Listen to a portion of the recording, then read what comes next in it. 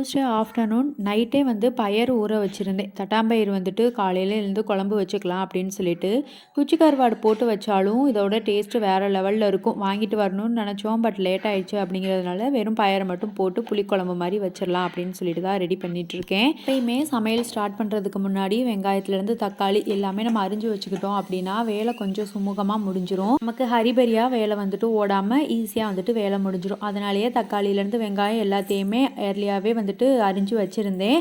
மசால் பொடி வந்துட்டு வீட்டிலேயே நான் ரெடி பண்ணி வச்சுருந்தது தான், அதை தான் போட்டு வச்சுருந்தேன். டேஸ்ட்டு சூப்பர்பாக வந்திருந்தது. இந்த குழம்புக்கு வந்து தேங்காய் அரைச்சி கம்பல்சரியாக ஊற்றினோம் அப்படின்னா டேஸ்ட்டு வேறு லெவலில் இருக்கும். அதனால் தேங்காய்க்கும் அரைச்சி வைக்கிறதுக்காக எடுத்து வச்சுருந்தேன். வெறும் தேங்காவை மட்டும் அரைச்சி ஊற்றினாலே போதும். பயறு வேக வச்ச கையோட தம்பிக்கு மட்டும் கொஞ்சோண்டு எடுத்து கொடுத்தேன். அவன் பாட்டுக்கு சாப்பிட்டுட்டு உட்காந்துருந்தான். தம்பிக்கு இந்த மாதிரி ஏதாவது ஒரு ஆக்டிவிட்டி கொடுத்தா தான் அவன் பாட்டுக்கு இருப்பான், இல்லைன்னா காலுக்கடியிலே வந்து சுற்றிட்டு இருப்பான். அதனாலேயே தம்பிக்கு கொஞ்சோண்டு பயிர் எடுத்து கொடுத்தோன்னே அவன் பாட்டுக்கு உட்காந்துருந்தான். இனி நாளைக்கு ஒரு வீடியோவில் பார்க்கலாம்.